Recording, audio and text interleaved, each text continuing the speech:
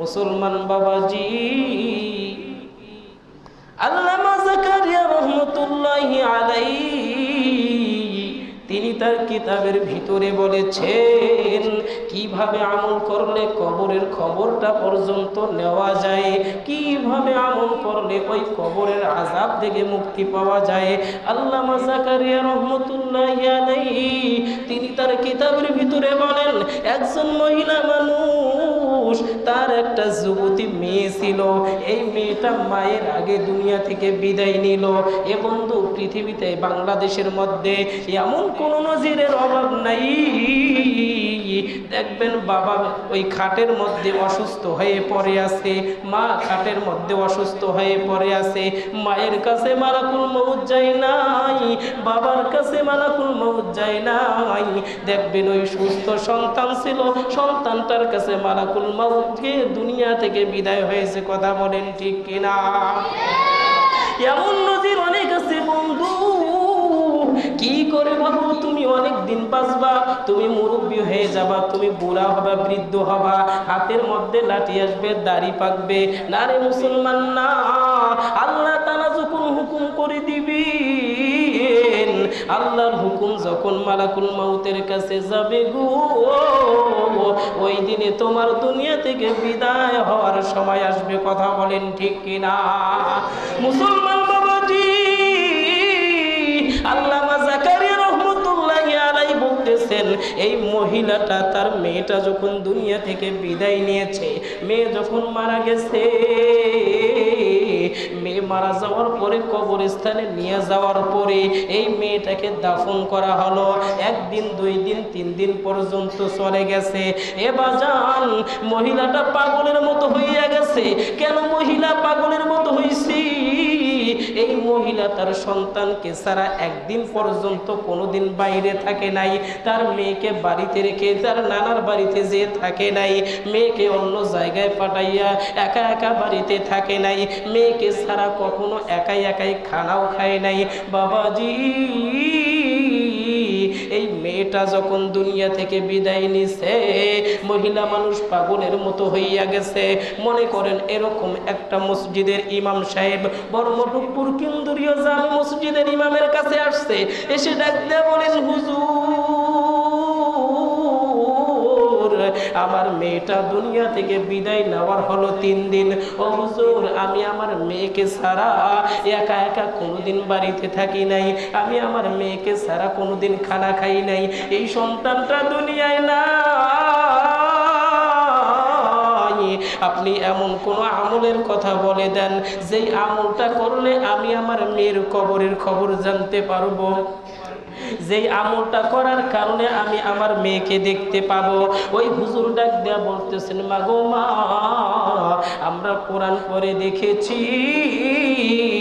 হাদিস পড়েছি, কিন্তু কোনোদিন কোনো কিতাবের ভিতরে পাই নাই, আল্লাহ রসুলও বলে নাই, আল্লাহ তাআলাও বলেন নাই যে কবরের খবর কিভাবে নেওয়া যায়। এটা আমি জানি না মা। এই কথা যেমনি মাত্র বলেছে, ও বাজান, মহিলার মনটা আরো খারাপ হইয়া গেল। কিভাবে মেয়ের খবর নিতে পারবে? মনে মনে চিন্তা করলো, আমি যদি এই মসজিদের ইমামের থেকে বড় একজন ইমামের কাছে চলে যাই, বড় একজন আলেমের কাছে চলে যাই, বড় একজন মুহাদ্দিসের কাছে চলে যাই, বড় একজন মুফতি সাহেবের কাছে চলে যাই, হয়তোবা সে আমল কোন আমল বলে দিবে যে আমলটা করলে আমি আমার মেয়ের খবর জানতে পারবো। সুবহানাল্লাহ বলেন। বাবাজি, এইবার মেয়েটা করলেন কে? মহিলা মানুষ এক এক করে বড় আলেমদের ঘরে ঘরে যাওয়া শুরু করলেন, দাঁড়ে দাঁড়ে যাওয়া শুরু করলেন। বাজান রে, এবার যাইতে যাইতে একজন বড় আলেমের কাছে গেছে। বড় আলেমের কাছে যাইয়া ডাক দেয়া বলতেছেন, হুজুর, আমার সন্তানটা 3 দিন হলো আমার সন্তানটা কয়েকদিন হলো দুনিয়া থেকে বিদায় নিছে, কিন্তু আমি আমার মেয়ের খবর পাই নাই। আপনি এমন একটা আমলের কথা বলে দেন যেই আমলটা করলে আমি আমার মেয়ের কবরের কবরের খবর জানতে পারবো। এই আলেম সাহেব ডাক দেয়া বলেন, মা গো মা, আল্লাহ তাআলা তো কোরআনে এমন কোন জায়গায় বলেন নাই যেই আমল করলে মেয়ের কবরের খবর জানা যায়, যেই আমল করলে কবরের খবর নেওয়া যায়। এমন আমল যদি আল্লাহ তাআলা বলতেন, আল্লাহর রাসূল বলতেন, তাহলে তো আমরা এই আমলগুলো করে করে আমাদের বাবা মার কবরের খবর নিতাম।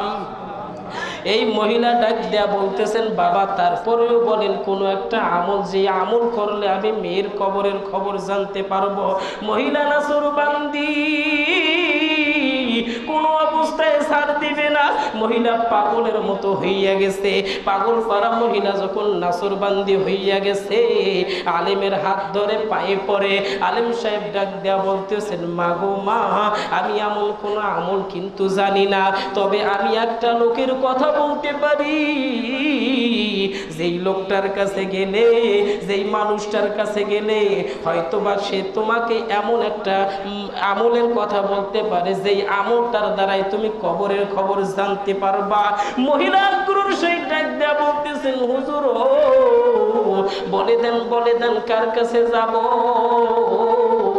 ওই লোকটা, ওই আলেম সাহেব, মুফতি সাহেব ডাক দেয়া বলতেছেন, মাগো মা, এই পৃথিবীর বর্তমান সর্বশ্রেষ্ঠ বুজুর্গ, সর্বশ্রেষ্ঠ মুফতি, সর্বশ্রেষ্ঠ আলেম, যেই মানুষটা আল্লাহর খাস মেহমান, হাসান বসরি রহমতুল্লাহি আলাইহির দরবারে যাও, হয়তোবা সে এমন কোন আমলের কথা বলে দিতে পারে, যেই আমলটা করলে তুমি তোমার মেয়ের কবরের খবর জানতে পারবা।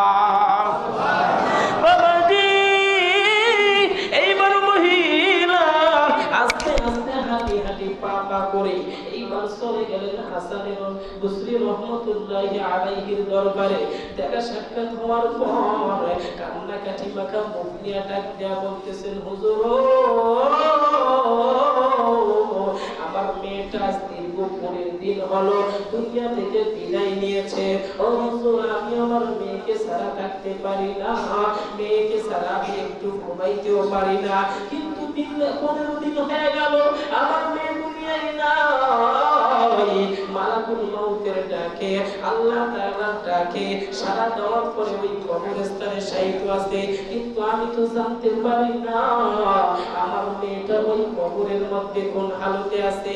এ বন্ধু,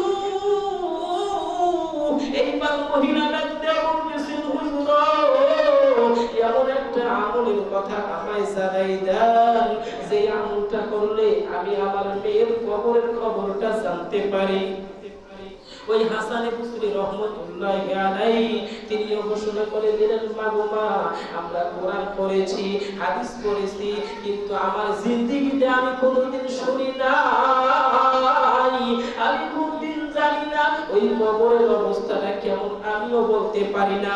গত সপ্তাহে বলছিলাম, আল্লাহ তাআলা বলেন, ওয়া মিন ওয়ারাইহিম বারযাখুন ইলা ইয়াউমি ইউবআসুন।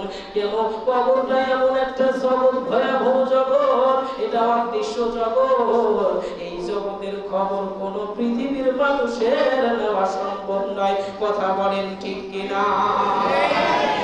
মুসলমান বাজান রে, হাসান বসরি রহমতুল্লাহি আলাইহি তিনি যখন বলে দিলেন, মা আমি তো জানি না ওই কবরের খবর কিভাবে নেওয়া যায়, এমন কোন আমলের কথা তো আল্লাহ রাসূল বলেন নাই, এমন কোন আমলের কথা আমি কোরআন হাদিসে পাই নাই যে আমলটার কথা বলতে পারবো।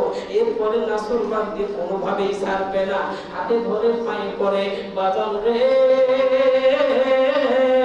হাতে ধরে পায়ে পড়ার পর এইবার বুজুর্গ ডাক দিয়া বলতেছেন, হাসান বসরি রহমতুল্লাহি আলাইহি ডাক দিয়া বলতেছেন, মা গো, আমি তোমাকে এমন একটা আমলের কথা বলে দিতে পারি, যদিও বা নির্দিষ্ট না, হয়তো বা খাটতেও পারে, নাও খাটতে পারে, আমি বলতে পারবো না, তারপরে তুমি যেহেতু নাসরবান্দি, তোমাকে আমি এই আমলটার কথা বলতেছি, বাড়ি যাওয়ার পরে এই আমলটা করো, আল্লাহ চাইলে তোমার মেয়ের কবরের খবর তোমায় দেখাই দিবে।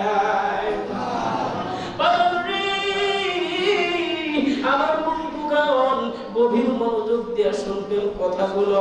এ বাজার, আমাদের অনেকের বাবা নাই, আমাদের অনেকের মা নাই, অনেকের স্ত্রী সন্তানগুলো শায়িত আছে ওই কবরস্থানে, জান্নাতুল বাকি নামক কবরস্থানে। অনেকের বাবা মা আত্মীয় স্বজনরা শায়িত আছে। এই যে আশপাশে অনেক কবরস্থান, আমরাও কিন্তু কোনোদিন জানতে পারি নাই আমাদের বাবা মা কবরে কেমন আছে। কথা বলেন ঠিক কিনা? এ এইবার মহিলা মানুষকে ডাক দিয়া বলতেছেন, হাসান বসরি রহমাতুল্লাহি আলাইহি বলেন, মা তুমি যেহেতু নাফরমানি কোনোভাবেই ছাড়বে না, তোমাকে আমি একটা আমলের কথা বলতে পারি। এই আমলটা বাসায় যে পড়ো, আল্লাহ চাইলে তোমার বেবের কবরের খবর আল্লাহ চাইলে তোমায় দেখাই দেবা। আমার ভাইরা, আমার বন্ধুরে, হাসান বসরি রহমাতুল্লাহি আলাইহি যখন এই কথা বলেছেন, মহিলা আগ্রহের সহিত ডাক দিয়া বলতেছেন, হুজুর কি আমল, কোন আমল করলে আমি আমার মেয়ের কবরের খবর জানতে পারবো বলে দেন। এবার হাসান বসরি রহমাতুল্লাহি আলাইহি বলেন, মা তুমি কি নামাজ পড়ো? মহিলা ডাক দিয়া বলতেছেন, জি বলেন হুজুর, নামাজ না পড়লে আবার ঈমান থাকে নাকি? ঠিক কি না বলেন? নামাজ না পড়লে আবার মুসলমান থাকে?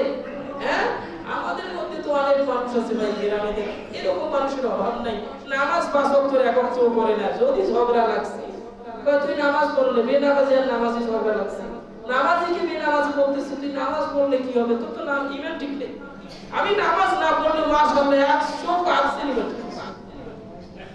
আছে না নাই এমন মানুষ? আছে না নাই? আরে ভাই, যার মধ্যে নামাজ নাই তার মধ্যে ঈমান নাই, যার মধ্যে নামাজ নাই সে মুসলমানই হতে পারে না। কথা বলেন ঠিক কি? এজন্য নামাজ পড়া দরকার আছে না নাই? হ্যাঁ, নামাজ অবশ্যই পড়তে হবে। মৃত্যুর পরেই আপনাকে যখন জিজ্ঞেস করবে, কিয়ামতের ময়দানে সর্বপ্রথম নামাজের হিসাবটা আগে নেবে বন্ধু। এজন্য দুনিয়ার মায়া, হ্যাঁ দুনিয়ার মায়া অন্তরে থাকা দরকার আছে, হ্যাঁ কোনো সমস্যা নেই, কিন্তু আল্লাহর ইবাদতটা। কথা বলেন ঠিক কিনা? মুসলমান বাজারে মহিলা ডাকিয়া বলতেছেন, হুজুর কি বলেন, নামাজ না পড়লে আবার মুমিন থাকে নাকি, মুসলমান থাকে নাকি, ঈমান থাকে নাকি? মহিলা ডাকিয়া যখন কথা বলেছি, হাসান বসরি রহমাতুল্লাহি আলাইহি ডাকিয়া বলেন, মাগুমা আজকে তুমি বাড়িতে যাবা, বাড়িতে যাওয়ার পর ঈশার সালাত আদায় করবা। ঈশার নামাজ আদায় করার পরে অতিরিক্ত 4 রাকাত নামাজ পড়বা। প্রথম রাকাতে তুমি সূরা ফাতিহার সঙ্গে সূরা আনকাবুত পড়বা, দ্বিতীয় রাকাতে সূরা ফাতিহার সাথে সূরা আলাম নাশরাহ পড়বা। আলাম নাশরাহ লাকা সাদরাক ওয়া ওয়াদা'না আনকা ওয়িসরাক আল্লাযী আনকাযা সাদরাক ওয়া রাফa'না লাকা যিকরাক ফা ইন্না মা'আল উসরি ইউসরা ইন্না মা'আল উসরি ইউসরা ফাইযা ফারাগতা ফানসাব ওয়া ইলা রাব্বিকা ফারগাব। আল্লাহু আকবার। মহিলাকে যখন বলছে দ্বিতীয় রাকাতে সূরা আলাম নাশরাহ পড়বা, তৃতীয় রাকাতে তুমি সূরা আলাম নাশরাহ সূরা ফাতিহার সঙ্গে পড়বা, চতুর্থ রাকাতেও তুমি সূরাতুল ফাতিহার সঙ্গে সূরা আলাম নাশরাহ পড়বা।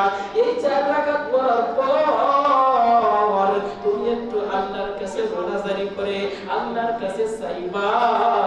এরপরে একটা পবিত্র তুমি একটা বিছানার মধ্যে শুয়ে পড়বা, যতক্ষণ পর্যন্ত চোখের মধ্যে নিদ্রা আসবে না, যতক্ষণ পর্যন্ত তোমার চোখের মধ্যে ঘুম আসবে না, তুমি আমার নবীর প্রতি দরুদ পড়বা। মুসলমান বাবাজি, অনেক লম্বা ঘটনা, সংক্ষিপ্ত করে বলতেছি বাজান রে। জুমার দিনে একটু সময় অল্পই হয়, যদি একটু তাড়াতাড়ি আসেন আমিও বলার চেষ্টা করব ইনশাআল্লাহ। এ বাজান, মহিলা বাড়িতে আসার পরে শুধু বলতেছে, সময় বলতেছে, কখন আসর হয়, কখন মাগরিব হয়, কখন এশা হয়, আমি নামাজ আদায় করব, আমার মেয়ের খবর নেব। ভাইজান, এবার এশার সময় আসলো, নামাজ 4 রাকাত পড়েছি।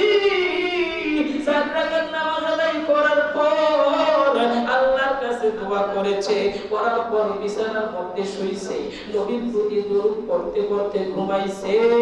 একটু পরে একটা বিকট শব্দে চিৎকার দিয়ে মহিলা অজ্ঞান হয়ে পড়ে গেছে। এ বন্ধু, বাড়িতে অনেক মানুষ আশপাশে ছিল, তারা যার যেটা সম্পর্কের কাছে এসে মুখের মধ্যে পানি দিয়া জ্ঞান ফিরাইলেন। ডাক দিয়া বলে, মহিলা কি ব্যাপার তুমি অজ্ঞান হয়ে পড়ে গেলে কেন? এত জোরে বিকট শব্দে চিল্লান দিলে কেন? লোকটাকে ডাক দেয়া বলেন, ও আমার ভাইজান, ও বোনেরা যারাই আছেন, শোনো শোনো, এতদিন পর্যন্ত আমি আমার মেয়ের কবরের খবর জানার জন্য অনেক আলেমের দ্বারে দ্বারে ঘুরেছি, কিন্তু গতকালকে আমি হাসানী বসরি রহমতুল্লাহি আলাইহির দরবারে গেছি। উনি আমাকে এমন একটা আমলের কথা বলেছেন, 2 দিন লাগে নাই, 4 দিন লাগে নাই, প্রথম দিনে আমি আমার মেয়ের কবরের খবর জানতে পেরেছি।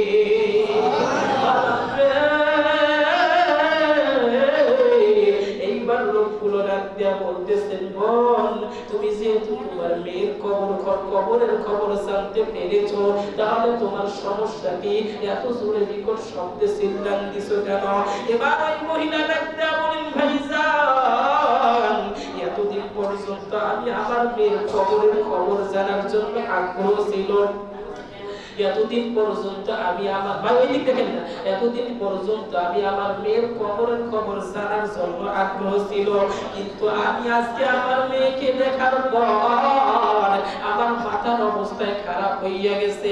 আমি আমার মেয়েকে দেখতেছি জাহান্নামের আগুনের মধ্যে জ্বলতেছে। হে বন্ধু, মহিলা ডাক দিয়া বলতেছেন, এজন্যই আমি বিকট শব্দে চিল্লান দিয়েছি। এবার বলতেছে, ও ভাইজান, এতদিন পর্যন্ত যত আলেমের কাছে গেছি, কোন আলেম সমাধান দিতে পারে নাই, কিন্তু হাসানী বসরি রহমতুল্লাহি আলাইহির কাছে গিয়া একদিনের মধ্যে খবর পেয়েছি।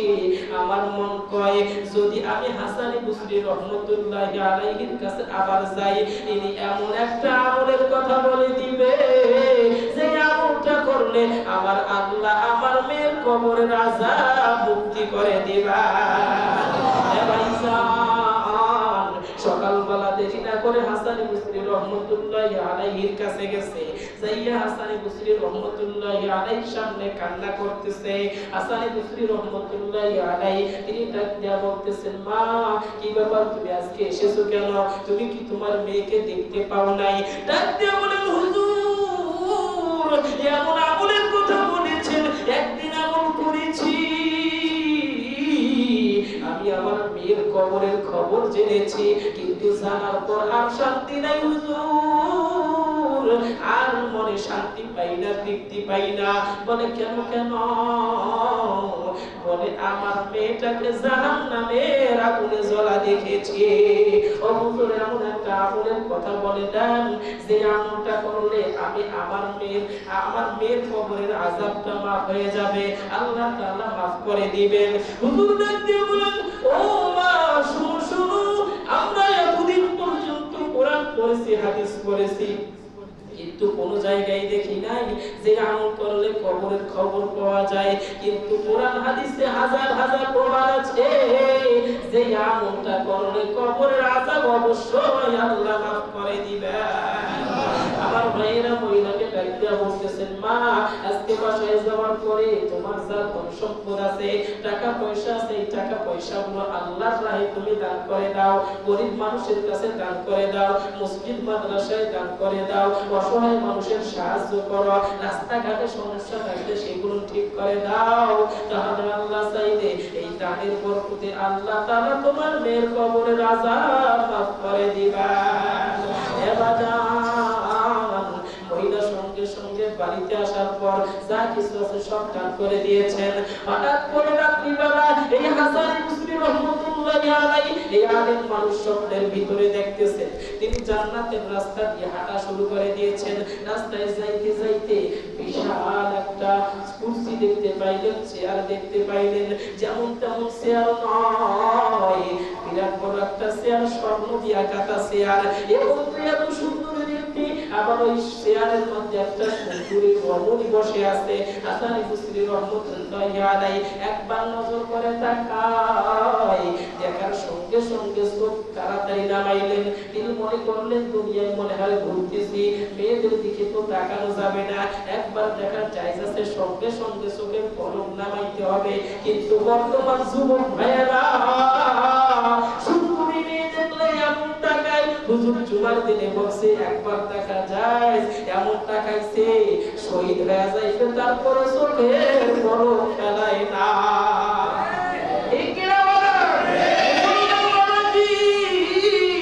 আমার ভাইরা, আমার বন্ধুরা রে, এইবার হাসান বসরি রহমতুল্লাহি আলাইহি চোখটা নামার পরে আস্তে করে হাঁটা শুরু করে দিয়েছে।